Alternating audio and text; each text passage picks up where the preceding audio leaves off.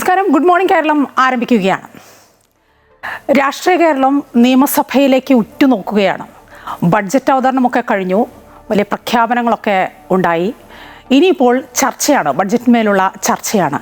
വീര്യം കുറഞ്ഞ മദ്യത്തിലെ നികുതി ഇളവും ധാതു സംസ്കരണത്തിലെ സ്വകാര്യ പങ്കാളിത്തവും ചർച്ചയാവും. പ്രതിപക്ഷം വലിയ പ്രതിഷേധമുയർത്തുമെന്ന കാര്യം ഉറപ്പാണ്. അതിനൊക്കെ അപ്പുറത്ത് മുഖ്യമന്ത്രിയുടെ തീരുമാനത്തിനെതിരെ കോൺഗ്രസിനുള്ളിലും വലിയ അതൃപ്തി പുകയുന്നുണ്ട്. നോക്കാം. ഒപ്പം വലിയ വിവാദങ്ങൾക്കൊടുവിൽ ഇന്നലെ നടന്ന നീറ്റ് പുനഃപരീക്ഷയിലെ ആൾമാറാട്ടവും കോക്രോച്ച് ജനതാ പാർട്ടിയുടെ സമരവും വലിയ വിഷയമാണ്. വലിയ പ്രതികരണങ്ങളൊക്കെ പല വഴിക്കും വന്നുകൊണ്ടിരിക്കുന്നു. വരും മണിക്കൂറുകളിൽ അതും അറിയാം.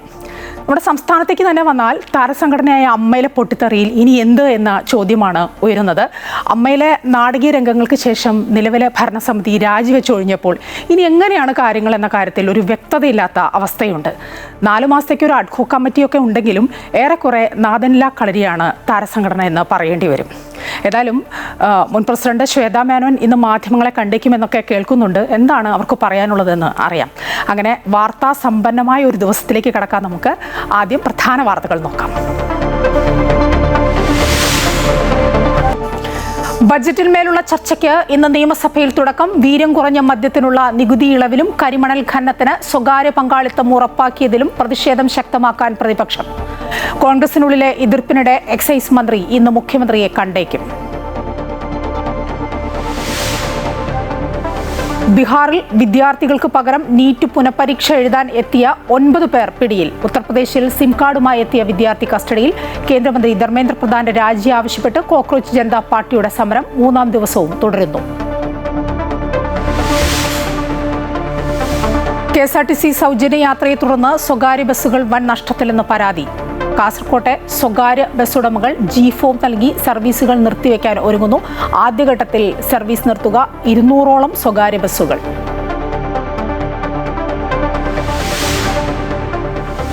വിട്ടൊഴിയാതെ പകർച്ചവ്യാധികൾ. ഷിഗല്ല, മസ്തിഷ്ക ജ്വരം ബാധിച്ചുള്ള മരണങ്ങൾ വീണ്ടും. ഡെങ്കി, എലിപ്പനി കേസുകൾക്ക് കുറവില്ല. ചിക്കൻ ബോക്സും കൂടുന്നു. പകർച്ചവ്യാധി പ്രതിരോധത്തിന് ഹൈപ്പവർ കമ്മിറ്റി സമർപ്പിച്ച നിർദ്ദേശങ്ങൾ നടപ്പാക്കുമെന്ന് ആരോഗ്യമന്ത്രി കെ മുരളീധരൻ.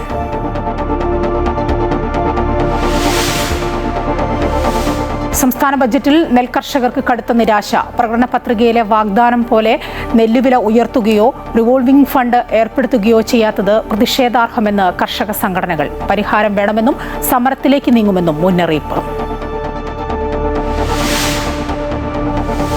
ലോകകപ്പിൽ തകർപ്പൻ ജയവുമായി സ്പെയിൻ. സൗദി അറേബ്യയെ തോൽപ്പിച്ചത് എതിരില്ലാത്ത 4 ഗോളുകൾക്ക്. ഉറുഗ്വയെ സമനിലയിൽ തളച്ച് കേപ്പ് വെർദെ. ഗോളില്ല സമനിലയിൽ ബെൽജിയം ഇറാൻ മത്സരം. ഇന്ന് അർജന്റീന ഓസ്ട്രിയയെ നേരിടും. UDF സർക്കാരിന്റെ ആദ്യ ബഡ്ജറ്റിന്മേലുള്ള ചർച്ചകൾക്ക് ഇന്ന് നിയമസഭയിൽ തുടക്കമാവുകയാണ്. വീര്യം കുറഞ്ഞ മദ്യത്തിന് നികുതി ഇളവ് പ്രഖ്യാപിച്ചതിലും കരിമണൽ ഖനനത്തിന് സ്വകാര്യ പങ്കാളിത്തം ഉറപ്പാക്കുന്നതിലും പ്രതിഷേധം ശക്തമാക്കാനുള്ള തീരുമാനത്തിലാണ് പ്രതിപക്ഷം. തീരുമാനത്തിനെതിരെ കോൺഗ്രസിലും അതൃപ്തിയും പ്രതിഷേധവുമുണ്ട്.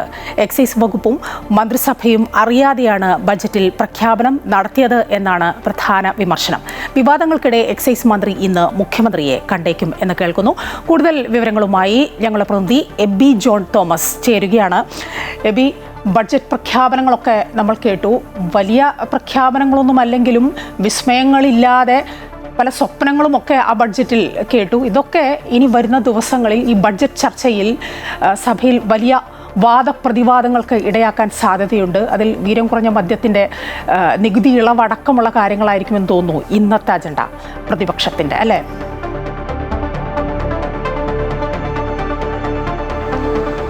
മായ, ഗുഡ് മോർണിംഗ്. എന്തായാലും ഈ ബജറ്റിൻ്റെ ചർച്ചകളിലേക്ക് ഇന്ന് നിയമസഭ കടക്കുമ്പോൾ അത് VD സതീശനും അദ്ദേഹത്തിൻ്റെ സർക്കാരിനും അത്രമാത്രം സുഖകരമായിട്ടുള്ള ഒരു ദിവസങ്ങളല്ല ഇനി വരാനിരിക്കുന്നത് എന്നുള്ളത് അക്ഷരാർത്ഥത്തിൽ നമുക്ക് ആ നിലയ്ക്ക് തന്നെ പറയാൻ കഴിയും. കാരണം വലിയ രീതിയിലുള്ള വിമർശനം സർക്കാരിൻ്റെ ബജറ്റ് പ്രഖ്യാപനത്തിൻ്റെ പല തീരുമാനങ്ങൾക്കെതിരെയും ഉയർന്നു വന്നിട്ടുണ്ട്. അതിൽ ഏറ്റവും പ്രധാനപ്പെട്ടത് വീര്യം കുറഞ്ഞ മദ്യത്തിന് നികുതി ഇളവ് വരുത്തിക്കൊണ്ടുള്ള ഒരു തീരുമാനം, നയപ്രഖ്യാപനം തന്നെയാണ് അതിലുണ്ടായിരിക്കുന്നത്. അതിനെതിരെ ശക്തമായ രീതിയിലുള്ള പ്രതിഷേധം ഉയർത്തുക എന്നതാണ് പ്രതിപക്ഷത്തിൻ്റെ ഒരു തീരുമാനമായി വന്നിരിക്കുന്നത്. ഒപ്പം തന്നെ കോൺഗ്രസിനകത്ത് നിന്നും അതിൽ ആ ഒരു തീരുമാനത്തിനെതിരെ, നയമാറ്റത്തിനെതിരെയൊക്കെ തന്നെ വലിയ രീതിയിലുള്ള പ്രതിഷേധങ്ങൾ ഉയർന്നു വരുന്നുണ്ട്. എന്തായാലും കഴിഞ്ഞ സർക്കാർ അത്തരത്തിലൊരു പ്രഖ്യാപനം നടത്തിയിരുന്നെങ്കിലും ആ പ്രഖ്യാപനത്തിലേക്ക് അല്ലെങ്കിൽ അത് നടപ്പിലാക്കുന്നതിലേക്ക് പോയിരുന്നില്ല എന്നുള്ളതാണ്. കാരണം വീര്യം കുറഞ്ഞ മദ്യം വിപണിയിൽ എത്തിക്കുക എന്നുള്ളൊരു തീരുമാനം സർക്കാരിൻ്റെ ഭാഗത്തു നിന്നുണ്ടായിരുന്നു. പക്ഷേ ഈ നികുതി ഇളവ് വരുത്തണം അല്ലെങ്കിൽ നികുതിയിൽ കുറവ് വരുത്തണം എന്നുള്ള ഒരാവശ്യം മദ്യ കമ്പനികൾ മുന്നോട്ട് വെച്ചെങ്കിലും അതിനോട് സമ്മതിക്കാൻ സർക്കാർ തയ്യാറായിരുന്നില്ല. അങ്ങനെ ആ തീരുമാനം നടപ്പിലാക്കാതെ പോവുകയായിരുന്നു. പക്ഷേ ഇപ്പോൾ വന്ന് വി.ഡി. സതീശൻ സർക്കാർ അധികാരത്തിലേക്ക് വരുമ്പോൾ ആ ഒരു തീരുമാനത്തിൽ നിന്നും അതിൽ വ്യത്യാസമെന്ന് പറഞ്ഞാൽ ബജറ്റിൽ തന്നെ ആ ഒരു പ്രഖ്യാപനം നടത്തുകയാണ്. ബജറ്റ് പാസ്സായി കഴിഞ്ഞാൽ സ്വാഭാവികമായും ആ നടപടിയിലേക്ക് തന്നെ കടക്കേണ്ടതായിട്ടും വരും. അങ്ങനെ ഈ വീര്യം കുറഞ്ഞ മദ്യം വിപണിയിലേക്ക് ഇറക്കുന്നതിന് മദ്യ കമ്പനികൾക്ക് നികുതി അല്ലെങ്കിൽ കുറഞ്ഞ നികുതിയിൽ ആ നടപടികളിലേക്ക് കടക്കാൻ അവർക്ക് സാധിക്കുകയും ചെയ്യും.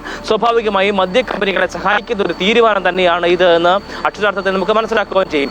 അത് തന്നെയാണ് പ്രതിപക്ഷം പ്രധാനമായി ഉന്നയിക്കുന്ന പ്രധാനപ്പെട്ട ആരോപണം എന്ന് പറയുന്നതും പ്രതിഷേധത്തിന് അവർ കോപ്പ് കൂട്ടുന്നതും ആ നിലയ്ക്ക് തന്നെയാണ്. എന്തായാലും ഈ ഒരു തീരുമാനത്തിനെതിരെ കോൺഗ്രസിനുള്ളിലും UDF-നുള്ളിലും വലിയ രീതിയിലുള്ള പ്രതിഷേധങ്ങളൊക്കെ തന്നെ ഉയരുന്നുണ്ട്. കഴിഞ്ഞ ദിവസം VM സുധീരൻ തന്നെ മുഖ്യമന്ത്രിക്ക് ഇതുമായി ബന്ധപ്പെട്ട കത്തയച്ചിരുന്നു. ഒപ്പം തന്നെ കരിമണൽ ഖനനത്തിന് സ്വകാര്യ ലോബിയെ അതിനുള്ള അനുമതി നൽകുന്നതിനും എതിരെയും ശക്തമായ രീതിയിലുള്ള പ്രതിഷേധം അദ്ദേഹം അറിയിക്കുകയും ചെയ്തു. ഒപ്പം തന്നെ ഈ മദ്യനയവുമായി ബന്ധപ്പെട്ടത് UDF-ന്റെയും കോൺഗ്രസിന്റെയും മദ്യനയത്തിനും വിരുദ്ധമായിട്ടുള്ളൊരു തീരുമാനമാണ് സതീശൻ അന്ന് പ്രഖ്യാപിച്ചിരിക്കുന്നത്, ബജറ്റിൽ പ്രഖ്യാപിച്ചിരിക്കുന്നത് എന്നുള്ള കാര്യമാണ്. അത് ഒരു തരത്തിലും അത് നടപ്പിലാക്കാൻ കഴിയില്ല എന്നുള്ള കാര്യം അസന്നിഗ്ധമായി വി സുധീരൻ അദ്ദേഹത്തിന്റെ കത്തിൽ സൂചിപ്പിക്കുകയും ചെയ്തിട്ടുണ്ട്. ഒപ്പം തന്നെ ഇത്തരത്തിലുള്ള നയപ്രഖ്യാപനങ്ങളൊക്കെ തന്നെ ഉണ്ടാകുമ്പോൾ അത് സ്വാഭാവികമായി വകുപ്പിനെ അറിയിക്കാൻ ഒരു കാര്യം കൂടിയുണ്ട്.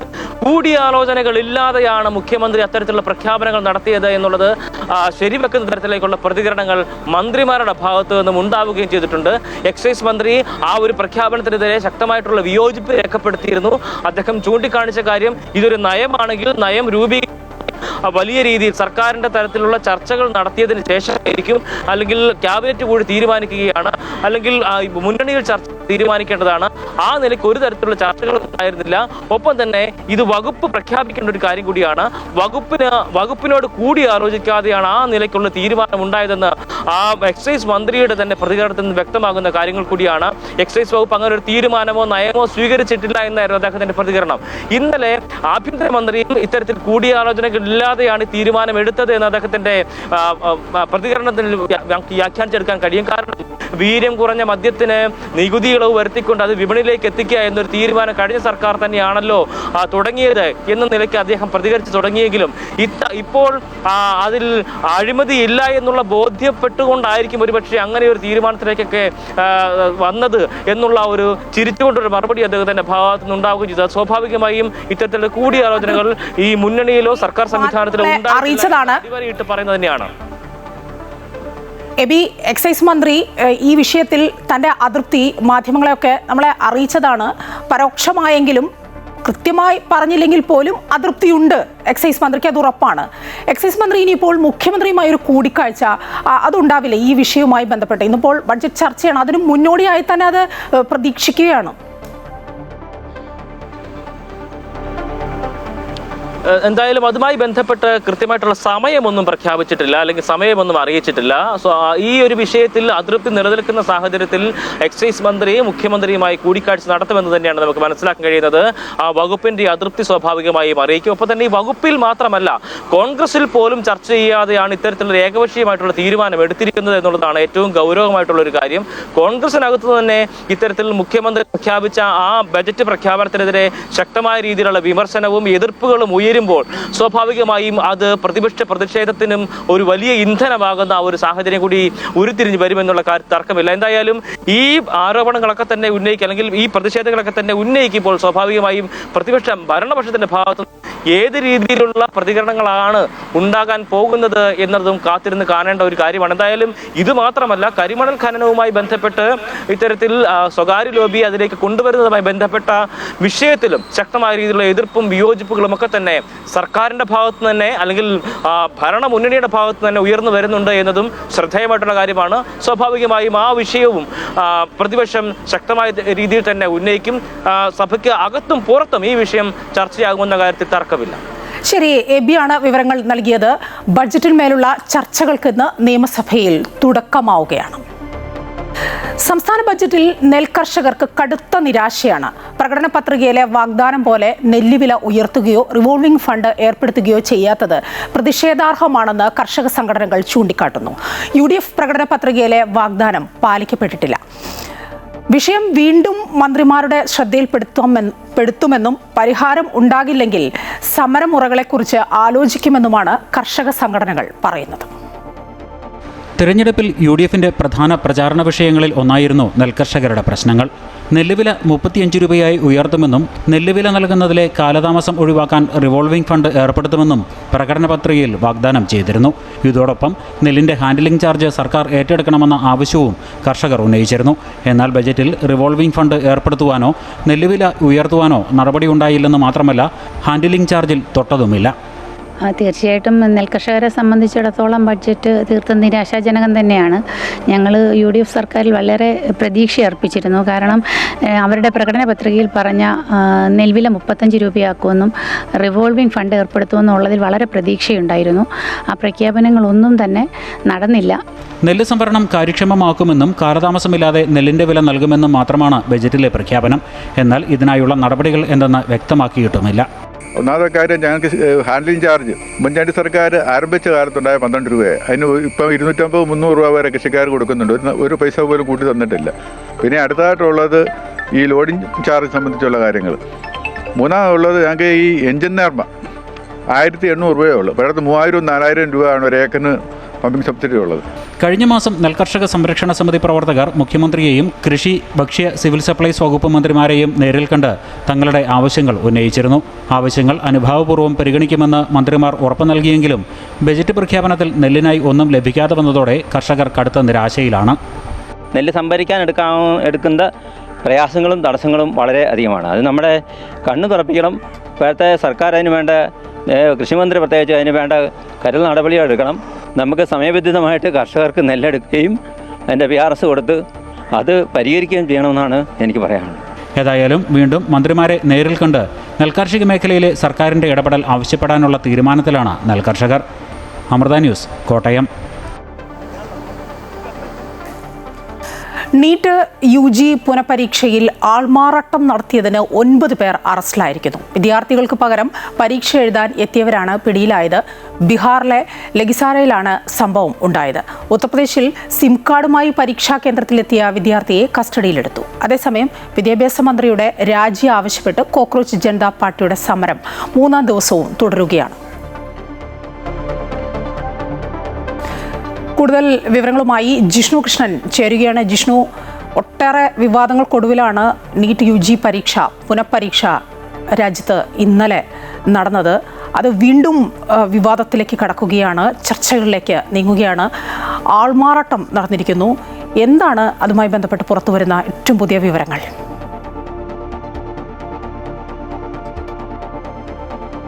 ബീഹാറിൽ 9 പേരാണ് ഇപ്പോൾ അറസ്റ്റായിട്ടുള്ളത്. അതിൽ NTA-യും ഒപ്പം പോലീസും വ്യക്തമാക്കുന്നത് യഥാർത്ഥ വിദ്യാർത്ഥികൾക്ക് പകരം മറ്റുള്ളവർ പരീക്ഷ എഴുതാത്തി അവരെ പരിശോധനയിൽ പിടികൂടി എന്നുള്ളതാണ്. NTA ഇതിൽ വിശദീകരണം നൽകുന്നത് നടപടിക്രമങ്ങൾ വളരെ കൃത്യമായും സുരക്ഷാ പരിശോധനകൾ കർശനമായും പാലിച്ചതുകൊണ്ടാണ് ഇത്തരത്തിൽ ഈ ക്രമക്കേട് നടത്താനെത്തിയവരെ പിടികൂടിയത്. പരീക്ഷയ്ക്കകത്ത് യാതൊരു തരത്തിലുമുള്ള ക്രമക്കേട് നടന്നിട്ടില്ല.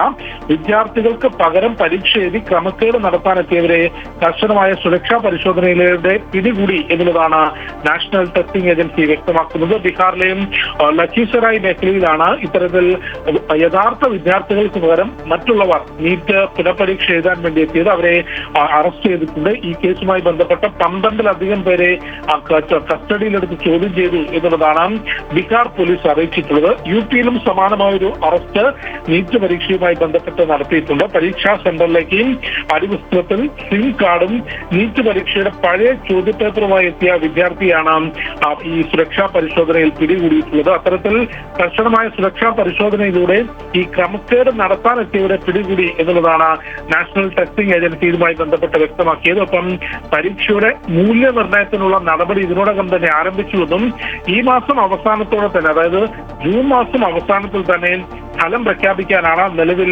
നീക്കം നടത്തുന്നത് എന്ന കാര്യമാണ് നാഷണൽ ടെസ്റ്റിംഗ് ഏജൻസി വ്യക്തമാക്കുന്നത്. നേരത്തെ മെയ് 3 നടന്നിട്ടുള്ള നീറ്റ് പരീക്ഷയിൽ ചോദ്യപേപ്പർ ചോർന്നു എന്ന ആരോപണത്തെ തുടർന്നായിരുന്നു ഇന്നലെ നീറ്റ് പുനഃപരീക്ഷ നടത്തിയത്. അതിന് യുദ്ധകാല അടിസ്ഥാനത്തിലുള്ള ക്രമീകരണങ്ങൾ നടത്തിയിരുന്നു. വിദ്യാഭ്യാസ മന്ത്രാലയവും മറ്റ് വകുപ്പുകളും ഏകോപിപ്പിച്ചുകൊണ്ട് വളരെ ശക്തമായിട്ടുള്ള ക്രമീകരണങ്ങൾ അത് ചോദ്യപേപ്പർ എത്തിക്കുന്നതിനും വിതരണം ചെയ്യുന്നതിനും ഉത്തരക്കടലാസുകൾ തിരിച്ചു കൊണ്ടുപോകുന്നതിനുമെല്ലാം തന്നെ അർദ്ധസൈനിക വിഭാഗത്തിന് ചുമതല നൽകിക്കൊണ്ടായിരുന്നു ഇന്നലെ പരീക്ഷ നടത്തിയത്. ആ പരീക്ഷയിൽ ക്രമക്കേട് നടത്താനെത്തിയവരെയാണ് ഇപ്പോൾ ബീഹാറിൽ പിടികൂടിയിട്ടുള്ളത്. അതേസമയം പരീക്ഷാ വീഴ്ചകളിൽ വിദ്യാഭ്യാസ മന്ത്രിയുടെ രാജി ആവശ്യപ്പെട്ടുകൊണ്ട് കോക്രോച്ച് ജനതാ പാർട്ടിയുടെ സമരം ജന്തർ മന്ദിറിൽ ഇന്ന് 3ാം ദിവസവും തുടരുകയാണ്. ഇന്നലെ രാത്രി ഇടത് വിദ്യാർത്ഥി സംഘടനാ നേതാക്കളുമായി BJP നേതാക്കൾ ചർച്ച നടത്തിയിരുന്നു. സമരം എങ്ങനെ മുൻപോട്ട് കൊണ്ടുപോകാം, ഒപ്പം ഈ വിദ്യാഭ്യാസ മന്ത്രിയുടെ രാജിക്കപ്പുറത്തേക്ക് നാഷണൽ ടെസ്റ്റിംഗ് ഏജൻസി പിരിച്ചുവിടുന്നത് ഉൾപ്പെടെയുള്ള കാര്യങ്ങൾ ഉയർത്തിക്കൊണ്ട് കേന്ദ്ര സർക്കാരിന് പരാതി നൽകാനും അത്തരം മുദ്രാവാക്യങ്ങൾ കൂടി സമരത്തിൽ കൊണ്ടുവരാനും സമരം ശക്തമാക്കാനുമാണ് കോക്രോച്ച് ജനതാ പാർട്ടിയുടെ തീരുമാനം. മായ.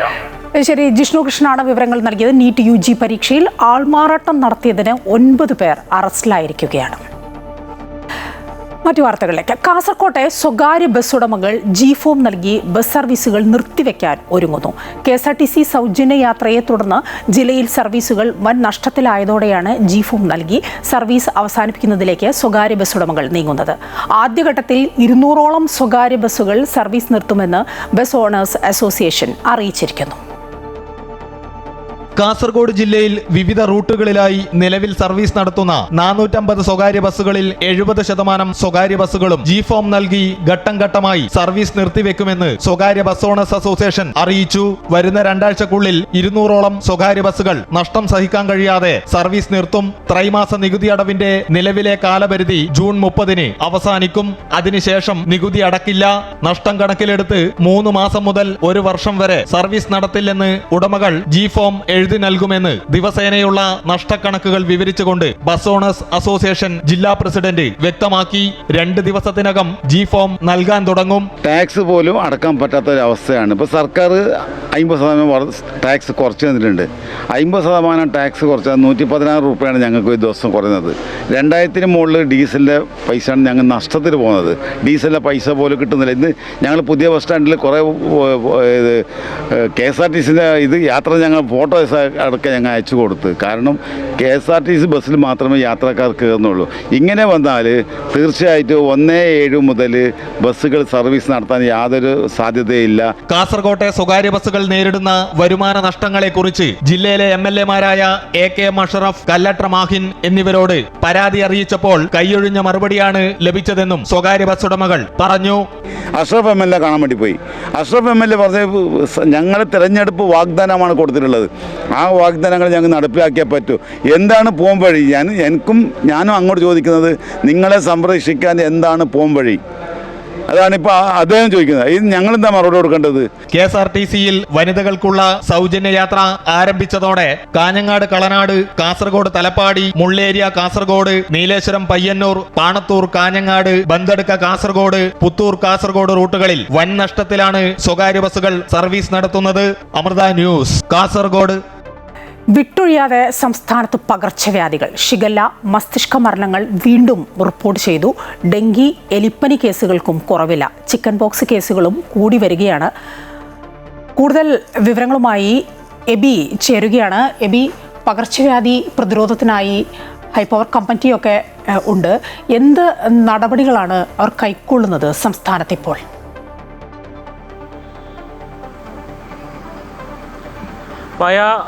പകർച്ചവ്യാധി ഭീഷണിയിൽ തന്നെയാണ് സംസ്ഥാനം നിലവിലുള്ളത്. മലേറിയ മുതൽ നിപ്പയിൽ നിന്നുള്ളൊരു ഭീതി ഒഴിവായിട്ടുണ്ടെന്നത് മാത്രമാണ് ഒരു ആശ്വാസകരമായിട്ടുള്ള കാര്യം. മലേറിയ, ചിക്കൻ പോക്സ്, മഞ്ഞപ്പിത്തം തുടങ്ങി കുരങ്ങ് പനി വരെ സംസ്ഥാനത്ത് റിപ്പോർട്ട് ചെയ്തിരിക്കുന്ന ഒരു സാഹചര്യമാണ് നിലവിലുള്ളത്. അതുകൊണ്ട് തന്നെ വലിയ രീതിയിൽ പകർച്ചവ്യാധി ഭീഷണി തന്നെയാണ് നിലനിൽക്കുന്നത് എന്നുള്ളതാണ്. ഷിഗല്ല മരണം ഇന്നലെ റിപ്പോർട്ട് ചെയ്തിരുന്നു. ഇതുവരെ 7 മരണങ്ങൾ റിപ്പോർട്ട് ചെയ്തതിൽ ഈ 6 ഈ മാസം തന്നെയാണ് ഉണ്ടായിരിക്കുന്നത് എന്നതും ഏറ്റവും ഗൗരവത്തോടു കൂടി തന്നെ കാണുന്ന ഒരു കാര്യം കൂടിയാണ്. ഒപ്പം തന്നെ മസ്തിഷ്ക ജ്വരം ബാധിച്ച ഒരു മരണവും ഇന്നലെ സ്ഥിരീകരിക്കുന്ന സാഹചര്യമുണ്ടായി. കോഴിക്കോടാണ് ഈ ഷിഗല്ല രോഗവുമായി ബന്ധപ്പെട്ട മരണം കൂടുതൽ റിപ്പോർട്ട് ചെയ്യപ്പെട്ടിരിക്കുന്നത്. ഒപ്പം തന്നെ രോഗവ്യാപനവും ഏതാണ്ട് അതുപോലൊക്കെ തന്നെയാണ്. 7 പേർക്കാണ് ഇന്നലെ രോഗം സ്ഥിരീകരിച്ചിരിക്കുന്നത്. ഒപ്പം ഡെങ്കുപനിയുടെ വ്യാപനവും വലിയ രീതിയിൽ തന്നെ ഉയരുന്ന ഒരു സാഹചര്യമാണ്. ഇന്നലെ 6000-ലധികം ആളുകൾ പനി ബാധിച്ച് ചികിത്സ തേടുന്ന സാഹചര്യം ഉണ്ടായിട്ടുണ്ട് എന്നുള്ളതാണ് ആരോഗ്യവകുപ്പിന്റെ കണക്കിൽ പറയുന്നത്. അത് ഇന്നലെ ഞായറാഴ്ച ആയതുകൊണ്ട് മാത്രമാണ് അത്തരത്തിൽ ആ കണക്കിലൊരു കുറവ് വരിക. സ്വാഭാവികമായി കഴിഞ്ഞ കുറച്ച് ദിവസങ്ങളായി 13,000-ന് മുകളിലാണ് ഈ പനി ബാധിച്ച് ചികിത്സ തേടിയെത്തുന്നവരുടെ കണക്കുകൾ വ്യക്തമാക്കുന്നത്. എന്തായാലും ഈ പകർച്ചവ്യാധി ഭീഷണി ശക്തമായി തന്നെ നിലനിൽക്കുന്ന പശ്ചാത്തലത്തിലാണ് സർക്കാർ ഹൈപ്പവർ കമ്മിറ്റിയൊക്കെ രൂപീകരിച്ചത്. എന്തായാലും അവർ അതുമായി ബന്ധപ്പെട്ട് ചില നിരീക്ഷണങ്ങളൊക്കെ നടത്തുകയും അതിൻ്റെ ഒരു കരട് റിപ്പോർട്ട് സർക്കാരിന് സമർപ്പിക്കുകയും ചെയ്തിട്ടുണ്ട്. സർക്കാർ ഇത്തരത്തിൽ കലണ്ടർ അനുസരിച്ചുള്ള പ്രതിരോധ പ്രവർത്തനം, അതായത് രോഗം വരുന്നതിന് മുമ്പ് തന്നെ ഇത്തരത്തിൽ നടപടികളിലേക്ക് കടക്കേണ്ടതുണ്ട്. അതായത് രോഗം വരുന്നതിന് മുമ്പ് ഈ പ്രതിരോധ പ്രവർത്തനങ്ങൾ കടക്കേണ്ടതുണ്ട് എന്നുള്ളതാണ് അതിൽ പ്രധാനമായും ചൂണ്ടിക്കാണിച്ചത്. എന്തായാലും ഇതിൻ്റെ ഒരു അന്തിമ റിപ്പോർട്ട് ഇന്ന് ഒരുപക്ഷെ ഹൈപ്പവർ കമ്മിറ്റി സർക്കാർ സമർപ്പിച്ചേക്കുമെന്നാണ് നമുക്ക് മനസ്സിലാക്കാൻ കഴിയുന്നത്. ഒപ്പം തന്നെ ഇതുമായി ബന്ധപ്പെട്ട നിയമസഭയിൽ ഉൾപ്പെടെ ഈ വിഷയം ഉയർന്നു വരാനുള്ള സാധ്യതയും കാണുന്നുണ്ട്. ശരി, എബിയാണ് വിവരങ്ങൾ നൽകിക്കൊണ്ടിരുന്നത്. മറ്റൊരു വാർത്തയിലേക്ക്. എറണാകുളം വൈപ്പിനിൽ കപ്പലിന് തീപിടിച്ചു. അറ്റകുറ്റപ്പണികൾക്കായി എത്തിച്ച കപ്പലിനാണ് തീപിടിച്ചത്. സ്വകാര്യ ഷിപ്പ്യാർഡിലാണ് തീപിടുത്തം. തീ അണയ്ക്കാനുള്ള ശ്രമം തുടരുകയാണ്. കൂടുതൽ വിവരങ്ങളുമായി കിരൺ ചേരുകയാണ്. കിരൺ, എപ്പോഴായിരുന്നു സംഭവം? എന്താണ് വിവരങ്ങൾ? മായ, ഇന്ന് പുലർച്ചയോടുകൂടിയാണ് ഈ സംഭവം ഉണ്ടാവുന്നത്. വൈപ്പിൻ കാളമുക്കിലുള്ള ഒരു സ്വകാര്യ ഷിപ്പ്യാർഡാണ് ഇത്. ഈ ഷിപ്പ്യാർഡിൽ അറ്റകുറ്റപ്പണികൾക്കായിട്ട് എത്തിച്ചിട്ടുള്ള കപ്പലിനാണ് തീപിടുത്തം ഉണ്ടായിരിക്കുന്നത്. ഈ തീപിടുത്തത്തിൽ കപ്പലിന് വലിയ രീതിയിൽ തന്നെയുള്ള ഒരു നാശനഷ്ടങ്ങൾ ഉണ്ടായിട്ടുള്ളതായിട്ടാണ് ഇപ്പോൾ മനസ്സിലാക്കാൻ സാധിക്കുന്നത്. ഈ ഫയർഫോഴ്സ് അടക്കം എത്തി തീ അണക്കുന്നതിന് വേണ്ടിയുള്ള ശ്രമം തുടർന്നു വരികയാണ്. എന്തുകൊണ്ടാണ് ഈ തീപിടുത്തം ഉണ്ടായത് എന്നടക്കമുള്ള കാര്യങ്ങൾ പരിശോധിച്ചു വരികയാണ്. ഈ നിർമ്മാണ പ്രവർത്തികൾ നടക്കുമ്പോൾ ഇതിന്റെ യന്ത്രങ്ങളിൽ നിന്നോ മറ്റോ തീ പടർന്നതാകാം എന്നുള്ളൊരു സംശയമാണ് നിലവിലുള്ളത്. ഏതായാലും ഇപ്പോൾ തീ അണക്കുന്നതിന് വേണ്ടിയുള്ള ശ്രമം തുടർന്നുകൊണ്ടിരിക്കുകയാണ്. മായ. ശരി, കിരണാണ് വിവരങ്ങൾ നൽകിയത്. എറണാകുളം വൈപ്പിനിൽ കപ്പലിന് തീപിടിച്ചിരിക്കുന്നു. അറ്റകുറ്റപ്പണികൾക്കായി എത്തിച്ച കപ്പലിനാണ് തീപിടിച്ചത് എന്നാണ് അറിയാനാവുന്നത്. കശുവണ്ടി അഴിമതി കേസിൽ മുൻ വ്യവസായ സെക്രട്ടറി മുഹമ്മദ് ഹനീഷ് ഇന്ന് ഹൈക്കോടതിയിൽ ഹാജരാകണം. കോടതി അലക്ഷ്യ കേസിൽ ഹാജരാകാനുള്ള അന്ത്യശാസനം കോടതി നൽകിയിട്ടുണ്ട്. കൂടുതൽ വിവരങ്ങളുമായി അഡ്വക്കേറ്റ് രാജേഷ് ചേരുകയാണ്. രാജേഷ്, കശുവണ്ടി അഴിമതി കേസിൽ നേരത്തെ തന്നെ മുഹമ്മദ് ഹനീഷ് ഹൈക്കോടതിയിൽ ഹാജരാകേണ്ടതായിരുന്നു. പക്ഷേ അത് ഉണ്ടായില്ല. ഇന്ന് എന്തായാലും ഹാജരാകണമെന്നാണ് കോടതി ആവശ്യപ്പെട്ടിരിക്കുന്നത്. ഇന്നിപ്പോൾ എന്തായാലും ഹാജരാകുമായിരിക്കും അല്ലേ? അല്ലെങ്കിൽ കോടതി അലക്ഷ്യമാവും? തീർച്ചയായും കോടതി അലക്ഷ്യ കേസിൽ ഹാജരാകണമെന്ന് പലതവണ നിർദ്ദേശിച്ചിട്ടും സിംഗിൾ ബെഞ്ചിന് മുന്നിൽ മുഹമ്മദ് ഹനീഷ് ഹാജരായില്ല. ഒഴിവുകഴിവുകൾ പറയുകയും അപേക്ഷ നൽകുകയൊക്കെയാണ് ചെയ്തിരുന്നത്. ഇതിനെ തുടർന്ന് ഡിവിഷൻ ബെഞ്ചിൽ ഇദ്ദേഹം അപ്പീൽ പോയി. ഡിവിഷൻ ബെഞ്ചും സിംഗിൾ ബെഞ്ചിന്റെ ഈ ഉത്തരവ്, അതായത് കോടതി അലക്ഷ്യ കേസിൽ നേരിട്ട് ഹാജരാകണമെന്ന് പറഞ്ഞാൽ അതനുസരിക്കുക എന്നുള്ള നിലപാടെടുത്തു. അപ്പീൽ തള്ളി. ഇതേ തുടർന്നാണ് സിംഗിൾ ബെഞ്ച് ഒന്നുകൂടി കടുപ്പിച്ചത്. കഴിഞ്ഞ അവധിക്കും ഇദ്ദേഹം ഹാജരായില്ല. ഇന്ന് ഹാജരായില്ലെങ്കിൽ അറസ്റ്റ് വാറന്റ് പുറപ്പെടുവിച്ച് അറസ്റ്റ് ചെയ്ത് ഹാജരാക്കുമെന്നൊരു മുന്നറിയിപ്പ് കോടതിയിൽ നിന്നുണ്ടായിട്ടുണ്ട്. അതുകൊണ്ട് തന്നെ അദ്ദേഹം ഇന്ന് നേരിട്ട് ഹാജരാകും. നിലവിൽ ഇപ്പോൾ ഇദ്ദേഹം വ്യവസായ സെക്രട്ടറി സ്ഥാനത്ത് നിന്ന് മാറിയത് കൊണ്ട് അതിന്റെ കോടതി അലക്ഷ്യ നടപടികളുമായി മുന്നോട്ട് പോകുന്നത് ഗവൺമെന്റിലെ ഇപ്പോഴുള്ള സെക്രട്ടറിക്കെതിരെയാണ്. എങ്കിൽ പോലും ഇദ്ദേഹത്തോട് നേരിട്ട് ഹാജരായി വിശദീകരണം നൽകണമെന്ന് പലതവണ ഒരു കാര്യത്തിൽ തീരുമാനമെടുക്കുവാനായി ഹൈക്കോടതി ഉത്തരവിട്ടിട്ടും ഇതിന്റെ പ്രോസിക്യൂഷൻ സാങ്ഷൻ നൽകുന്ന ഈ കശുവണ്ടി അഴിമതി കേസിൽ പ്രോസിക്യൂഷൻ സാങ്ഷൻ നൽകുന്ന ഒരു കാര്യത്തിൽ തീരുമാനമെടുക്കാത്തതിനെ തുടർന്നാണ് കോടതി അലക്ഷ്യ കേസെടുത്തത്. ഇപ്പോൾ ഹാജരാകാതിരിക്കുന്നത് അടുത്ത കോടതി ലക്ഷ്യമാകുമെന്ന് വരെ കോടതി മുന്നറിയിപ്പ് നൽകി. എന്നിട്ടും അദ്ദേഹം നേരിട്ട് ഹാജരായിരുന്നില്ല. ഇന്ന് എന്തായാലും നേരിട്ട് ഹാജരാകുമെന്ന് തന്നെയാണ് പ്രതീക്ഷിക്കുന്നത്. ഇല്ലെങ്കിൽ കോടതിയിൽ നാടകീയ രംഗങ്ങൾ ഉണ്ടാവാനുള്ള സാധ്യതയുണ്ട്.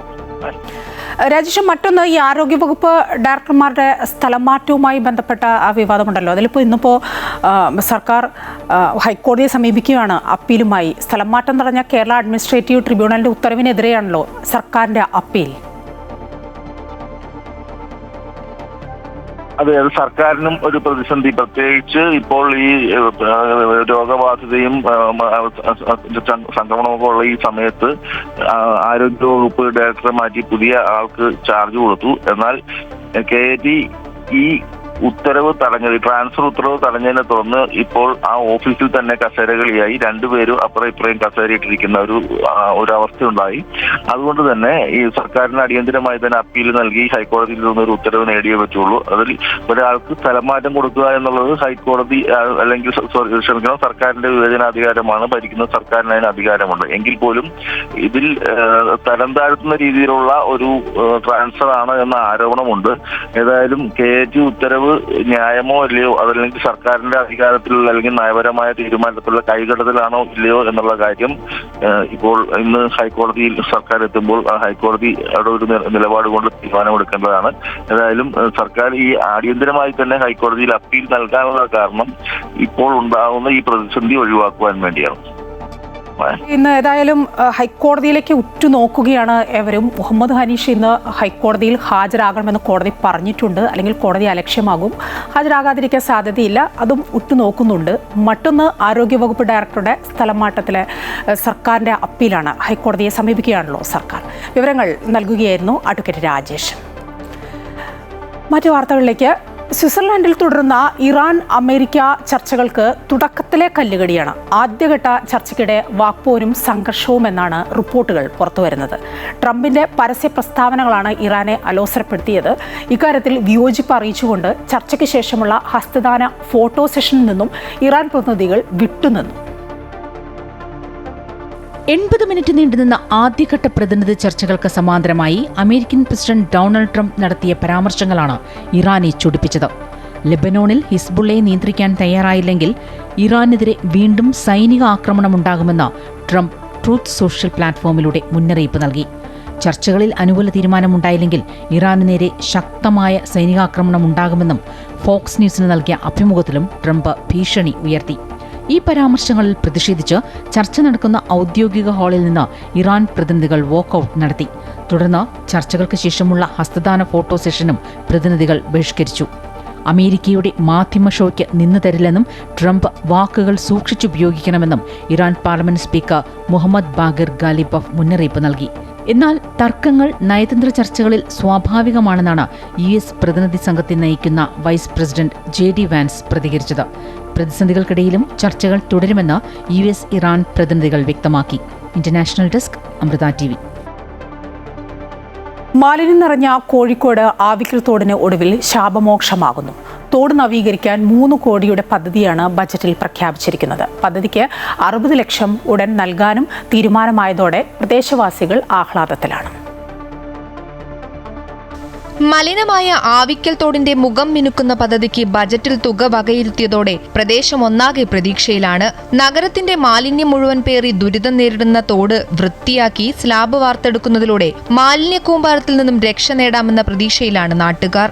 ഈ ഗവൺമെന്റിന്റെ ആദ്യത്തെ ബഡ്ജറ്റിൽ തന്നെ 3 കോടി രൂപ വിലയിരുത്തിയെന്ന് മാത്രമല്ല 60 ലക്ഷം രൂപ അഡ്വാൻസ് ആയിട്ട് അത് വർക്ക് തുടങ്ങി എന്നുള്ളതാണ് അതിൻ്റെ അർത്ഥം. പക്ഷെ ഇത് വളരെ ഭംഗിയായി വേസ്റ്റ് ഒന്നും ഇല്ലാതെ നല്ല നിലയിൽ പോകുന്ന ഒരു തോടാണ്.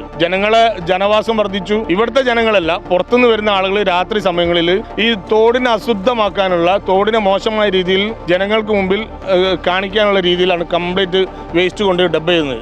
എല്ലാ ഡ്രെയിനേജ് മാലിന്യവും ഒഴുകിയെത്തുന്ന ആവിക്കൽ തോടിലേക്ക് STP പ്ലാന്റും സ്ഥാപിക്കാൻ ഒരുങ്ങിയ കോർപ്പറേഷൻ നടപടി നേരത്തെ വൻ പ്രക്ഷോഭങ്ങൾക്കാണ് വഴിയൊരുക്കിയിരുന്നത്. നിരന്തര സമരത്തിനൊടുവിൽ STP പ്ലാന്റ് പദ്ധതിയിൽ നിന്നും അധികൃതർ പിന്മാറിയതിന് പിന്നാലെയാണ് ആവിക്കൽ തോടിന്റെ ദുരിതമകറ്റാൻ UDF സർക്കാർ ബജറ്റിൽ തുക വകയിരുത്തിയിരിക്കുന്നത്. നവീകരണം യാഥാർത്ഥ്യമാകുന്നതോടെ കൊതുകും പകർച്ചവ്യാധികളും നിറഞ്ഞ ദുരിത ജീവിതത്തിനോട് വിട പറയാമെന്ന ആശ്വാസത്തിലാണ് നാട്ടുകാർ. അമൃത ന്യൂസ്, കോഴിക്കോട്. ഇടുക്കി കട്ടപ്പന ആറിന്റെ നവീകരണ പ്രവർത്തനങ്ങളുടെ ഭാഗമായി തീരത്തുള്ള മരങ്ങൾ വെട്ടിയിട്ടതുമൂലം ആറിന്റെ സ്വാഭാവിക ഒഴുക്ക് തടസ്സപ്പെടുന്നു. പാലങ്ങളുടെ തൂണുകളിലടക്കം മരങ്ങൾ തട്ടി നിൽക്കുന്നത് മൂലം തീരപ്രദേശങ്ങൾ വെള്ളപ്പൊക്ക ഭീഷണിയിലാണ്. കട്ടപ്പന മുതൽ കാഞ്ചിയാർ കക്കാട്ടുകട വരെയുള്ള ഭാഗത്താണ് കട്ടപ്പനയാറിന്റെ നവീകരണ പ്രവർത്തനങ്ങൾ നടക്കുന്നത്. പാലങ്ങളുടെ നവീകരണം, സംരക്ഷണ ഭിത്തികളുടെ നിർമ്മാണം തുടങ്ങിയവയ്ക്കായി ജലസേചന വകുപ്പ് 36 കോടി രൂപ അനുവദിച്ചിരുന്നു. നവീകരണ പ്രവർത്തനങ്ങളുടെ ഭാഗമായി ആറ് കടന്നുപോകുന്ന തീരപ്രദേശങ്ങളിലെ മരങ്ങൾ കരാറുകാരൻ വെട്ടിമാറ്റി. ഈ മരങ്ങൾ ആറ്റിലേക്ക് തന്നെ നിക്ഷേപിക്കുകയാണ് ചെയ്തത്. മഴക്കാലം ആരംഭിച്ചിട്ടും ഇത് ഇവിടെ നിന്ന് എടുത്തുമാറ്റാൻ കരാറുകാരൻ തയ്യാറായിട്ടില്ല. ആറ്റിലൂടെയുള്ള വെള്ളമൊഴുക്കിന് ഈ മരങ്ങൾ തടസ്സം സൃഷ്ടിക്കുന്നു. മഴ ശക്തമാകുന്നതോടെ ഇത് വെള്ളപ്പൊക്ക സാധ്യതയും ഉണ്ടാക്കും. കട്ടപ്പനയാറിൻ്റെ സൈഡിലുള്ള മരങ്ങളെല്ലാം കോൺട്രാക്ട് വ്യവസ്ഥയിൽ വെട്ടി അത് ആറിൻ്റെ തീരത്തോട്ട് തന്നെ മാറ്റിയിടേണ്ടതിന് പകരം ആറിലോട്ട് തന്നെ നിക്ഷേപിച്ചിരിക്കുകയാണ്. എത്രയും പെട്ടെന്ന് അത് മാറ്റിയില്ലെങ്കിൽ വൻ നാശനഷ്ടങ്ങളും അതുപോലെ തന്നെ വീട്ടിലോട്ടുള്ള വെള്ളം കയറി വീട്ടിലുള്ള ഉപകരണങ്ങളെല്ലാം നഷ്ടപ്പെടുന്ന ഒരു സാഹചര്യമാണ് ഉണ്ടായിക്കൊണ്ടിരിക്കുന്നത്. ആറിന്റെ തീരപ്രദേശങ്ങളിൽ താമസിക്കുന്ന കുടുംബങ്ങൾ പലതവണ പരാതിയുമായി രംഗത്ത് വന്നിരുന്നു.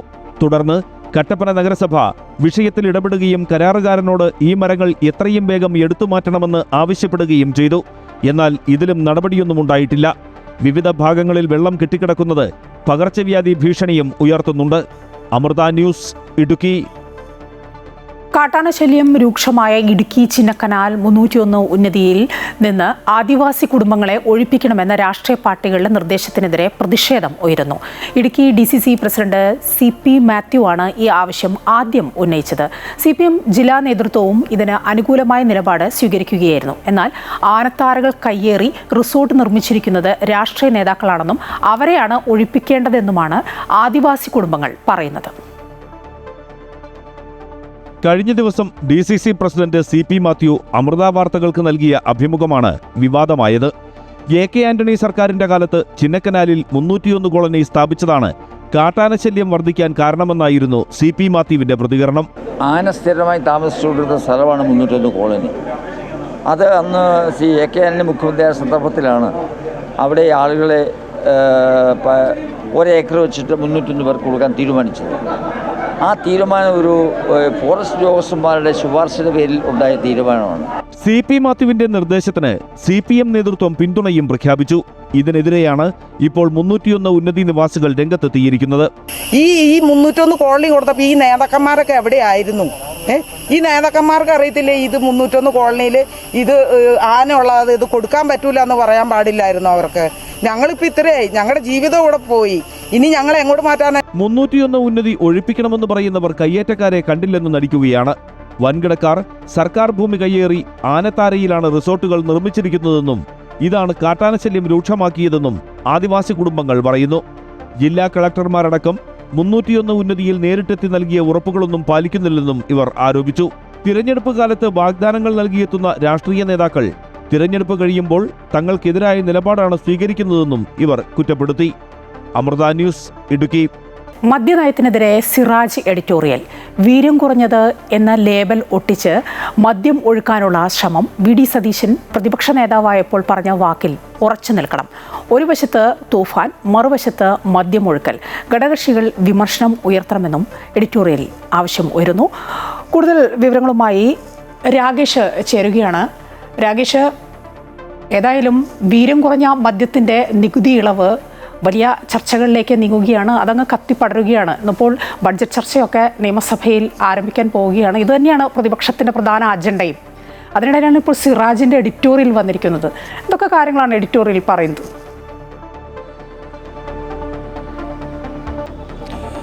മായ സൂചിപ്പിച്ചതുപോലെ തന്നെ വാക്കുകൾക്ക് വീര്യം കുറയരുത് എന്നുള്ള തലക്കെട്ടോടുകൂടെയാണ് VD സതീശനെതിരെ വളരെ കൃത്യമായി തന്നെ കാന്തപുരം വിഭാഗത്തിൻ്റെ നേതൃത്വത്തിലുള്ള സിറാജ് പത്രത്തിൻ്റെ എഡിറ്റോറിയൽ വന്നിട്ടുള്ളത്.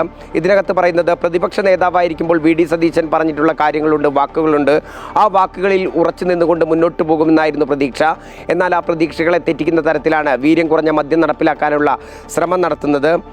നമുക്കറിയാം, നേരത്തെ തന്നെ ഉണ്ടായിരുന്ന LDF സർക്കാർ കാർഷിക വിളകളിൽ നിന്നും ധാന്യങ്ങളിൽ നിന്നും ഇത്തരത്തിൽ വീര്യം കുറഞ്ഞ മദ്യത്തിൻ്റെ ഉൽപ്പാദനവുമായി ബന്ധപ്പെട്ട ചർച്ചകളിലേക്ക് കടന്നപ്പോൾ രൂക്ഷമായ വിമർശനമാണ് പ്രതിപക്ഷം ഉന്നയിച്ചിരുന്നത്.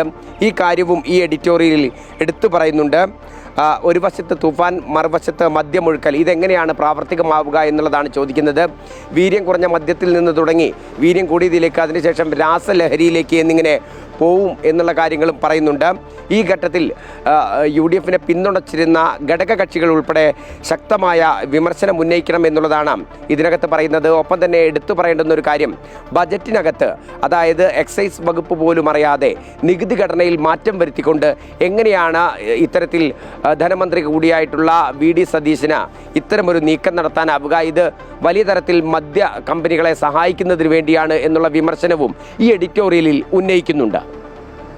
ശരി, രാകേഷാണ് വിവരങ്ങൾ നൽകിയത്. ഏതായാലും സിറാജിൻ്റെ എഡിറ്റോറിയലിലെ തലക്കെട്ട് പോലെ തന്നെ വാക്കുകൾക്ക് ഒരു കാലത്തും വീര്യം കുറയരുത്. ഇനിയിപ്പോൾ ഈ മദ്യനയത്തിനെതിരെ മുഖ്യമന്ത്രിക്ക് എന്താണ് പറയാനുള്ളത് എന്ന് നമുക്ക് വരും മണിക്കൂറുകളിൽ അറിയാവുന്നതാണ്. ഇന്നിപ്പോൾ ബഡ്ജറ്റ് ചർച്ചയിൽ പ്രധാന അജണ്ടയും ഇതുതന്നെയാണ്, പ്രതിപക്ഷം ഇതുതന്നെയാണ് ഉയർത്താൻ പോകുന്നത്.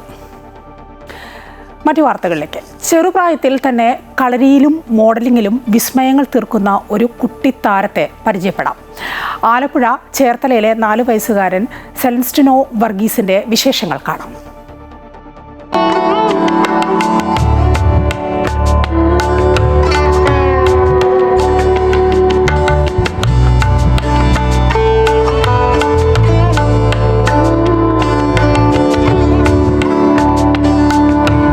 കളരിക്കച്ചമുറുക്കി സ്ക്രീനിലേക്ക് രംഗപ്രവേശം ചെയ്തതാണ് കഥയിലെ നായകൻ. പേര് സെലസ്റ്റിനോ വർഗീസ്. പ്രായം വെറും 4 വയസ്സ് മാത്രം. കുറഞ്ഞത് 7 വർഷത്തെ പരിശീലനമെങ്കിലും വേണം കളരിയിൽ ഉറുമി കയ്യിലെടുക്കാൻ. എന്നാൽ നമ്മുടെ കഥാനായകൻ 3-ാം വയസ്സിൽ ഉറുമി കയ്യിലെടുത്തുവെന്ന് മാത്രമല്ല, നിരവധി റെക്കോർഡുകളും തൂക്കി.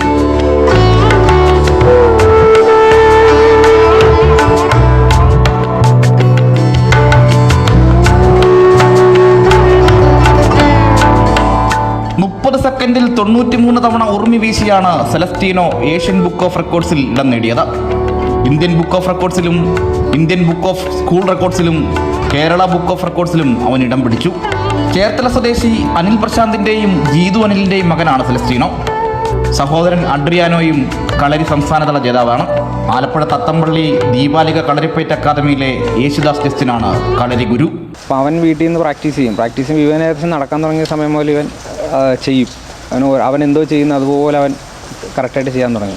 അങ്ങനെ ഞാൻ ഇവനെ ഒരു 3 വയസ്സോ കൊണ്ടിട്ട് ഇവിടെ ആശാനെ ഏൽപ്പിക്കുകയാണ് ചെയ്തത്. ആശാനാണ് അവനെ ഇപ്പോൾ പഠിപ്പിക്കുന്നത്. സാധാരണ ഉറുമി പയറ്റ് ഒരു 7 വർഷം നിന്ന് പഠിച്ച് തെളിഞ്ഞാൽ ഉറുമി നമ്മൾ പിള്ളേരുടെ ആരും വന്ന് പഠിക്കുന്നല്ല അവരുടെ കൈ കൊടുക്കാറുള്ളൂ. പക്ഷേ അവന് ആ ടാലൻ്റ് ഉള്ളത് നമ്മൾ മനസ്സിലാക്കി അവരുടെ അച്ഛനോട് ഞാൻ സംസാരിച്ചു. അപ്പോൾ പറഞ്ഞു, ആശാൻ എന്താ ചെയ്യുന്നത് വെച്ചാൽ ചെയ്യുന്നു പറഞ്ഞുകൊണ്ട് ഉറുമിയെടുത്ത് കൈ കൊടുത്തു.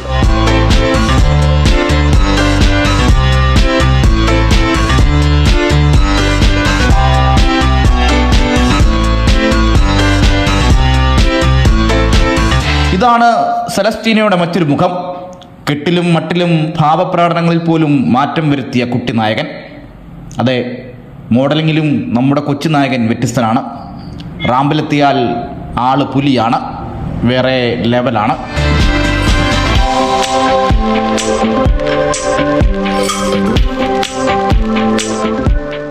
ചെറുപ്രായത്തിൽ തന്നെ ഇന്ത്യയുടെ വിവിധ ഭാഗങ്ങളിൽ നടന്ന മോഡലിംഗ് മത്സരങ്ങളിൽ അവൻ ഒന്നാമനായി. റാമ്പിൽ കയറിയാൽ പിന്നെ അവൻ ആറ്റിറ്റ്യൂഡ് കിങ്ങാണ്. കൊച്ചിൻ അതുൽസ് അക്കാദമി ട്രെയിനർ അതുൽ സുരേഷിൻ്റെ കീഴിലാണ് മോഡലിംഗ് പരിശീലനം. അങ്ങനെ കളരിയും മോഡലിങ്ങും അഭിനയവുമൊക്കെയായി തിരക്കിലാണ് ചേർത്തലയിലെ കുട്ടിത്താരം. സെലസ്റ്റീനോ ഹീറോ പരിവേഷമുള്ള പേര് പോലെ തന്നെ ഈ 4-ാം വയസ്സിലും ഹീറോ തന്നെയാണ് ഈ കുട്ടിത്താരം. ആലപ്പുഴയിൽ നിന്നും ആദർശനൊപ്പം അജയ് നാഥ്, അമൃത ന്യൂസ്. തൃശ്ശൂരിലെ പുലിക്കളി സംഘങ്ങൾക്ക് കേന്ദ്രമന്ത്രി സുരേഷ് ഗോപി വാഗ്ദാനം ചെയ്ത തുക ലഭിക്കാത്തതിനാൽ പ്രത്യക്ഷ സമരത്തിന് ഒരുങ്ങി സംഘങ്ങൾ. കേന്ദ്രമന്ത്രിയെ നേരിട്ട് കണ്ട് സംസാരിക്കുമെന്നും നടപടികൾ ഉണ്ടായില്ലെങ്കിൽ സമരമാർഗം സ്വീകരിക്കുമെന്നും സംഘങ്ങൾ പറയുന്നു. സംഭവത്തിൽ പ്രതിഷേധിച്ച് സംഘങ്ങൾ തേക്കിൻകാട് മൈതാനിയിൽ ഒത്തുകൂടുകയുണ്ടായി. ഓണത്തോടനുബന്ധിച്ച് നടക്കുന്ന തൃശ്ശൂരിലെ പ്രധാന ആഘോഷമാണ് പുലിക്കളി. എന്നാൽ നിരവധി വർഷങ്ങളായി തൃശ്ശൂരിലെ പുലിക്കളി സംഘങ്ങൾ നേരിടുന്നത് വലിയ സാമ്പത്തിക പ്രതിസന്ധിയാണ്. ഈ ബുദ്ധിമുട്ട് മറികടക്കാൻ കേന്ദ്ര സർക്കാർ സഹായം ഉറപ്പാക്കുമെന്നായിരുന്നു തൃശ്ശൂർ എംപിയും കേന്ദ്രമന്ത്രിയുമായ സുരേഷ് ഗോപി പറഞ്ഞത്. എന്നാൽ ആ ഉറപ്പ് പാലിക്കപ്പെട്ടില്ലെന്നാണ് പുലിക്കളി സംഘങ്ങളുടെ പരാതി. സംഭവത്തിൽ പ്രതിഷേധിച്ച് പുലികളി സംഘങ്ങൾ തേക്കിൻകാട് മൈതാനത്തിൽ ഒത്തുകൂടി. കളക്ടറെയും കേന്ദ്രമന്ത്രിയെയും നേരിട്ട് കണ്ട കാര്യങ്ങൾ ബോധിപ്പിക്കുമെന്നും എന്നിട്ടും നടപടിയുണ്ടായില്ലെങ്കിൽ സമരമാർഗങ്ങൾ സ്വീകരിക്കുമെന്നും സംഘങ്ങൾ ആവർത്തിച്ചു. ടൂറിസം വകുപ്പ് പ്രഖ്യാപിച്ച 3 ലക്ഷം രൂപ ഇതുവരെ കഴിഞ്ഞ 10 മാസമായിട്ട് നമുക്ക് കിട്ടിയിട്ടില്ല, ഒരു ടീമുകൾക്കും ലഭിച്ചിട്ടില്ല.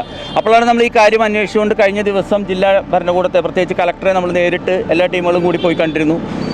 അതിനെ തുടർന്ന് നമുക്ക് ഇവിടുത്തെ MP ആയിട്ടുള്ള കേന്ദ്രമന്ത്രിയായിട്ടുള്ള ശ്രീ സുരേഷ് ഗോപി സാറുമായിട്ട് നേരിട്ട് അദ്ദേഹത്തെ കണ്ട് നമ്മളൊരു മെമ്മോറാണ്ടം കൊടുക്കണമെന്നും തുടർ നടപടികൾ വേണമെന്ന് ആവശ്യപ്പെടണമെന്നും അത് നടക്കാത്ത പക്ഷം പ്രത്യക്ഷ സമരപരിപാടികളിലേക്ക് നീങ്ങണമെന്നാണ് തീരുമാനമെടുത്തിട്ടുള്ളത്.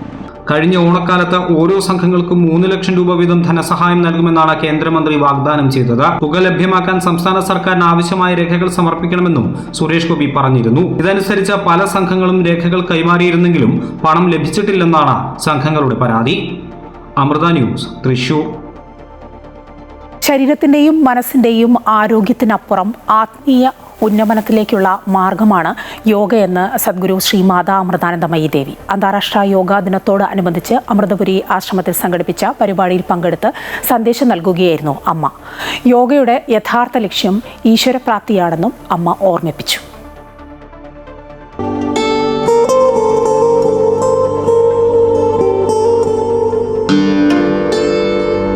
അന്താരാഷ്ട്ര യോഗാ ദിനത്തിൽ അമൃതപുരി ആശ്രമം ആത്മീയ ചൈതന്യത്താൽ നിറഞ്ഞു.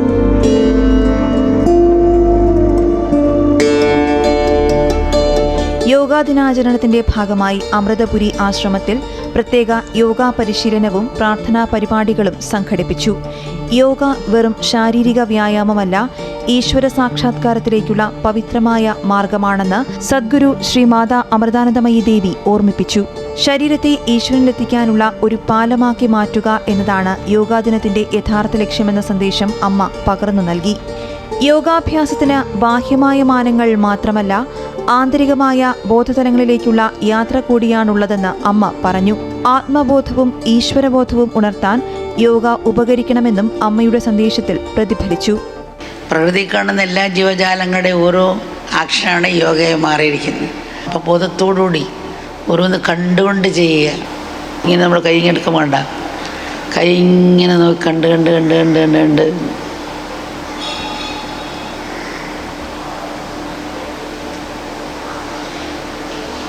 ഈ വെല്ലിൻ്റെ അഗ്രം മാത്രം നോക്കുകയാണെങ്കിൽ കൈ പൊങ്ങുമ്പോൾ അതിൽ മാത്രം ശ്രദ്ധിച്ച് പോകുന്ന പോലെ ഓരോ കർമ്മവും ആ ബോധത്തോടുകൂടി ചെയ്യുക. തീ എടുക്കുമ്പം ബോധത്തോടുകൂടി ചെയ്യുക. കറണ്ട് എടുക്കുന്നതിന് മുമ്പ് ശ്രദ്ധിച്ചുകൊണ്ട് ചെയ്യുക. ഉപ്പിക്കുളം ശ്രദ്ധിച്ച് പിടിക്കുക. അതുപോലെ അവയർനെസ് ബോധത്തോട് ചെയ്യുമ്പം നമ്മൾ ആ ബോധമണ്ഡലം പ്രകാശമായി തീരുന്നു. ഇതിന് ഈ കാഴ്ചപ്പാട് നമ്മളിലുണ്ടാകും. യോഗ വിശ്വമുള്ള ഐക്യത്തിലേക്ക് ഒരു പാലമാണ്. നമ്മളിൽ കഴിവുണ്ട്. നമ്മൾ ഇപ്പം ചെടിച്ചട്ടി വളർന്ന ചെടി പോലെ ഇരിക്കുകയാണ്. സ്രാവ് ചെറിയൊരു കണ്ണാടി കൂട്ടിലിട്ടാൽ അത് ചെറിയൊരു മീൻ മാത്രമേ തിന്നാനുള്ള കഴിവുണ്ടാവുള്ളൂ. അത് സമുദ്രത്തിൽ കിടന്ന വലിയ മനുഷ്യന് വരെ തിന്നതാണ്. അപ്പം ഇതുപോലെ നമ്മളിൽ കഴിവുണ്ട്. യോഗ എല്ലാത്തിനെയും ഒത്തിരിക്കുക. യോഗ പിന്നെ ശരീരത്തിൻ്റെ ആരോഗ്യത്തിനും മനസ്സിനും ബുദ്ധിക്കും എല്ലാത്തിനും ഒരു ചിത്ത ഔഷധമാണ്. അമൃതപുരിയിലെ പ്രാർത്ഥനാ ഹാളിൽ നടന്ന യോഗാ പരിശീലനത്തിൽ സുരക്ഷാ ചുമതലയിലുള്ള CRPF, പോലീസ് ഉദ്യോഗസ്ഥർ, ആശ്രമത്തിലെ അന്തേവാസികൾ തുടങ്ങി 500ഓളം പേർ പങ്കെടുത്തു. അമ്മയുടെ സാന്നിധ്യത്തിൽ നടന്ന യോഗാ പരിശീലനവും പ്രാർത്ഥനയും ആത്മീയ ചൈതന്യം നിറച്ച അനുഭവമായി മാറി.